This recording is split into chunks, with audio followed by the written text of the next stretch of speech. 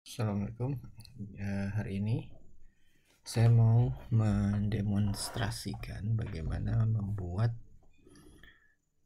formula indeks dari sebuah tabel rujukan. Jadi di sini ada yang namanya tabel penjualan. Tabel penjualan, sales, dan akan mengambil data dari tabel rujukan berupa tabel produk. Di sini ada tabel produk, namanya produk apa, modelnya apa, produk colornya apa.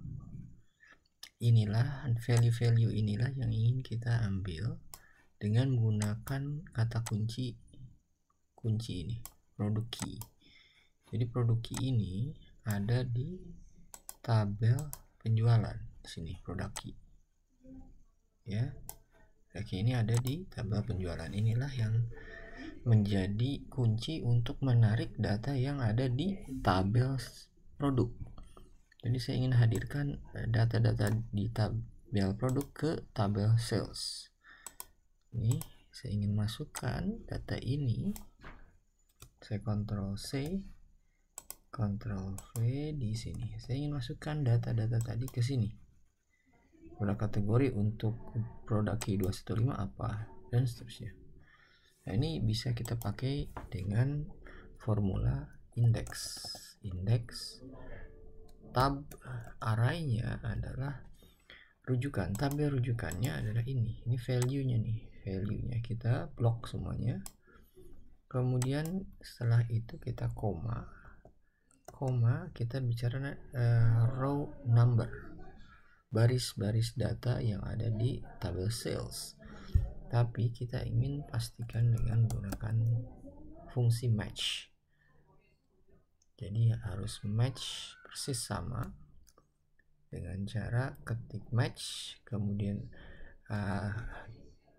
rujukannya adalah lookup value. Nilai yang kita cari adalah primary key yang ada di tabel sales. Ini primary key-nya nih. Tapi karena bicara bicara row number, jadi kita harus bebaskan si barisnya. Kita absolutkan kita absolutkan kolomnya. D ini nggak boleh berubah nih. D nggak berubah. Yang boleh adalah ini baris di D ini, D2, D3 dan seterusnya. Karena kita bicara dalam sisi baris ya, row number. Koma, lookup array adalah rujukannya adalah di produk ini. Kemudian koma, di sini karena bicara tentang match, saya ingin exact match, maka kliklah 0 kurung tutup koma, baru kita bicara kolom number. Kolom tadi row, sekarang kolom rujukan di sini. Kolomnya adalah dengan function match lagi. Kolomnya ada di sini, di sales. Kolomnya adalah ini, produk kategori yang ingin kita cari. Tapi juga ingin kita cari produk SKU, produk name dan seterusnya, sehingga kita harus membebaskan kolomnya dan mengabsolutkan barisnya dengan klik F4 di 1 nggak boleh bergerak, tetap harus di baris 1. Koma, arraynya adalah di tabel rujukan. Di sini arraynya, di headernya. Sudah, tinggal dia akan kita bikin exact match, klik 0, kemudian kurung tutup 2 kali. Akan seperti itu, akan keluar angka 31. Untuk produk Q215, produk subkategorinya kodenya 31, bener gak? 215 ya, 215 tuh 31 bener. Kemudian yang lain kita cek, kita giring aja ke sini, bener gak?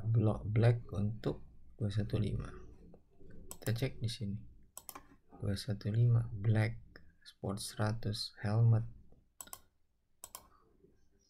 kan helmet juga ya. Nah, kemudian tinggal kita double klik di sini untuk dapat semua value-nya. Itu udah selesai, sangat cepat dan mudah. Nah, untuk langkah berikutnya untuk melakukan otomatisasi, kita perlu mengkonversi baris dan kolom ini menjadi tabel. Caranya adalah dengan Ctrl T ya, atau insert tabel. Jadikan format kolom dan baris ini menjadi sebuah tabel. Karena tabel akan memudahkan kita dalam mensortir, memfilter, dan memformat data di dalam sebuah sheet. Dan create a table untuk mengorganize dan menganalisis data yang lebih baik ya. Ctrl T. Tabel saya punya header, betul ada headernya. Jadi dicentang, kemudian oke. Nah, kelihatannya nanti di sini kita cari ke posisi paling rendah, paling akhir ya, 215. Nah, ketika kita menginput tabel kolom rujukan, kolom primary key, di sini kita punya product key. Kita misalkan ingin masukkan product key 232, maka data ini akan langsung recordnya akan langsung diproduksi tuh, langsung tanpa harus lagi kita copy drag lagi ke bawah, nggak usah, karena dia formatnya sudah tabel. Saya mau panggil 229 tuh, langsung.